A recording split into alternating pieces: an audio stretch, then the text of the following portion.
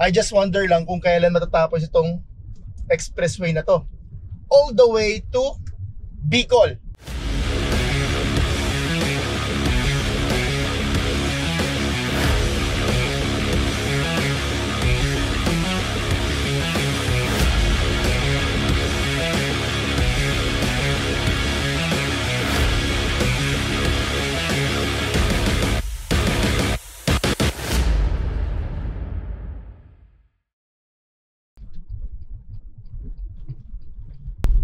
Interesting mga parts.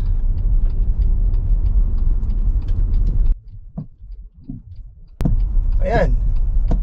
As you can see, ginagawa na yung daan. That's Lucena 72 kilometers, Naga 322, up to Legazpi and Sorsogon 454 kilometers.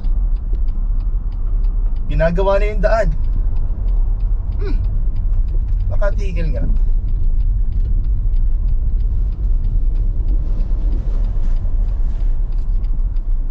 So nagiging usual routine ko to. Itong area na to, almost every week ilang beses ako nagbabiyahe papunta dito at napapadaan.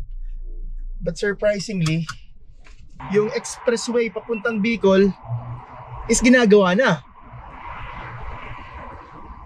At meron ng surprisingly meron ng distance. Ayan. I just wonder lang if kailan ito matatapos.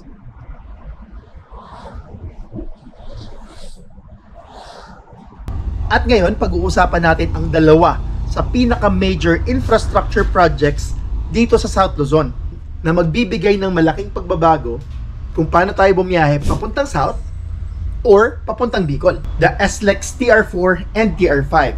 So tara mga pards, samahan nyo ko sa biyahe natin ito. First up, kailan ba nagsimula ang SLEX TR4? The South Luzon Expressway Toll Road 4 or TR4. This project stretches 66.74 kilometers from Santo Tomas, Batangas all the way to Lucena City in Quezon Province. Once completed, this 4-lane expressway will cut travel from 4 hours to just 1 hour. Imagine, 1 hour na lang. Laking tipid yun sa oras ng pagbabiyahe and syempre, mas convenient at tipid sa gas. Naalala ko pag nagta-travel ako papuntang Bicol galing dito sa Batangas or sa Manila, kailangan kong mag-travel or umalis ng alas 4 ng umaga para hindi ako abutin ng traffic, especially sa San Pablo, Laguna. Construction for TR4 started back in 2019, and despite some delays due to pandemic, progress is ongoing. It's divided into 6 sections with multiple interchanges to provide access to different towns. Once operational, the TR4 will reduce traffic on Maharlika Highway and offer faster, safer route for both commuters and cargo. O diba convenient? This project is a game changer. Parang Honda Click 125 lang. For Batangas and Quezon.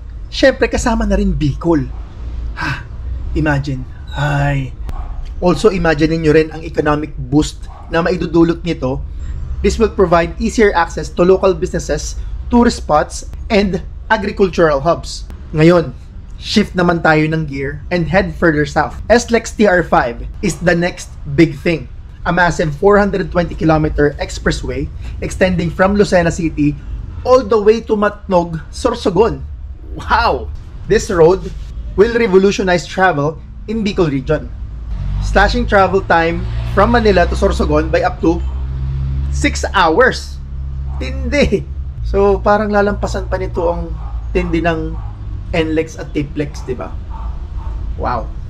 SLEX TR5 will feature 28 interchanges across 8 segments.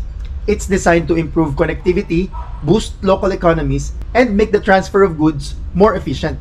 At kailan naman ba matatapos itong project na to? Kailan kaya tayo makakapag-road trip from Bicol diretso hanggang Rosario, La Union? As of February 2025, the South Luzon Expressway Toll Road 4 and Toll Road 5 are progressing, of course with some delays. For SLEX TR4, the original timeline, construction began in 2019 with an initial completion target sa taong 2022. Due to the challenges, particularly in right-of-way acquisition, the project has been delayed. The expressway is now expected to partially open in 2026 or 2027. Medyo matagal pa pala.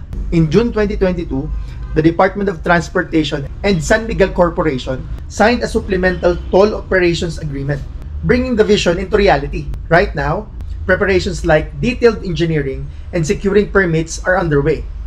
The SLEX TR4 and TR5, hindi lang siya basta-basta simpleng road. They're pathways to progress. They promise faster, safer travel and economic growth for South Luzon. Buong South Luzon. So abangan natin yung mga parts. We'll keep you posted, especially pag napapadaan tayo sa mga projects na ito. And thank you for your time. Thank you for tuning in. If you like this video, please give it a thumbs up. And also don't forget to subscribe to this channel. That's it for today mga parts. Sana nagustuhan yung video natin today. At lagi natin tatandaan, hilig man sa kotse o sa motor, bakit ka papipili? Hard work pays off. Pwede both.